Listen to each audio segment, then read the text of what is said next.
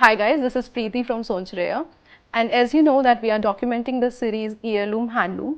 So today we are in Bangalore with Ambika Ji, and thank you ma'am for inviting us from Kota all the way. Thank you, Preeti, for having me. It's It's a pleasure. Thank you so much ma'am. So ma'am, my first question would be that you often talk about preserving the Indian handlooms, and so what do you think where we are today on that journey? Like, is there any actual revival of certain crafts? Like for us, Zari Kota still remains very niche. Yes, I definitely feel that a lot of textiles weaves have been, promoted. Of course, it's a lot thanks to social media. The good part about social media that we are able to, and of course, there are the designers who make all the effort.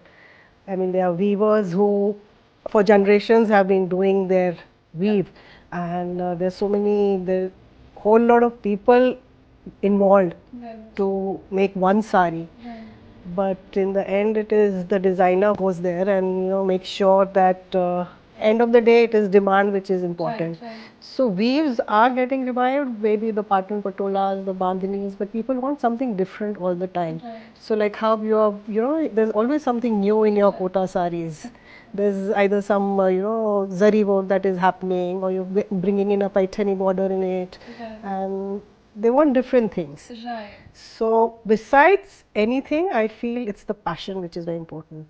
Like, yeah, there are these families who are doing this. There's so many people involved in doing textiles, but unless you don't have a passion, it's your passion which is kind of reviving. And there are different people, different designers. Whether it is the Patan Patola, you could feel there was a dip, and now suddenly everyone wants a Patan Patola and things like that. Same with the bandhani. I think people say down south didn't understand the importance of tie and dye. They don't. They think it's a printed sari.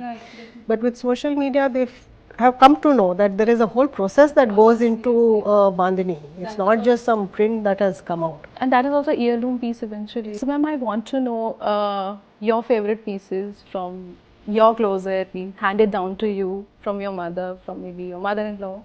And there must be a memory attached to it. Would you like to talk about that? And would you like Yes, to of course, a lot of pieces which are my favorites, not just one piece, but certain pieces, like you say, have good memories attached to it.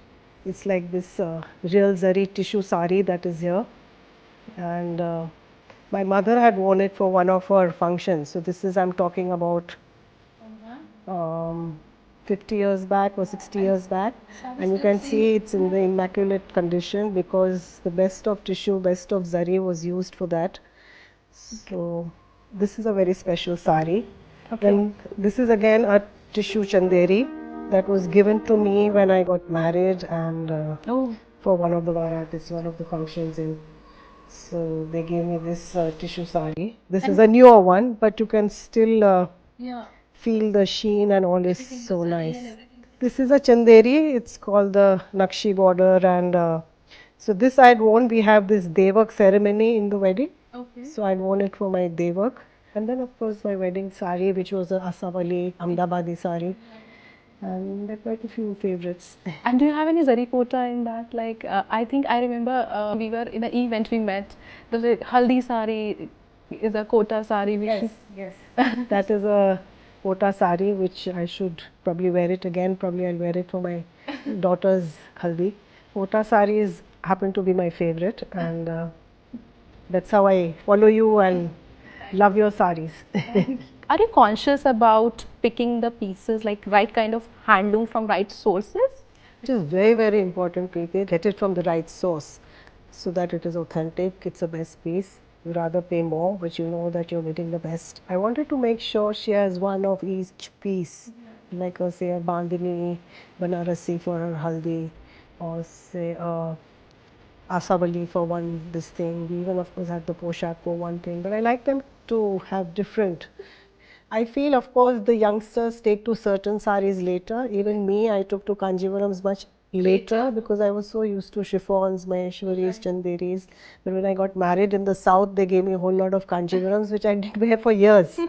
So, what is your advice to the girls who are getting married? What kind of pieces we should collect? Like I said, you should get different pieces for each function. Right. Like if you're going to get a Banarasi for your wedding, Then for your haldi, why don't you get a patola, a yellow one? So for your garba, why don't you get a kota or, you're making beautiful lehengas now with kota, so probably you can get one of those. But have different weaves. Thank you, ma'am. It was such a nice conversation and like good to know, and so much I got to know that these kind of pieces do exist, especially this one. I'm in love with this particular piece. This is still the same and almost 80-year-old sari. Thank you. Thank you.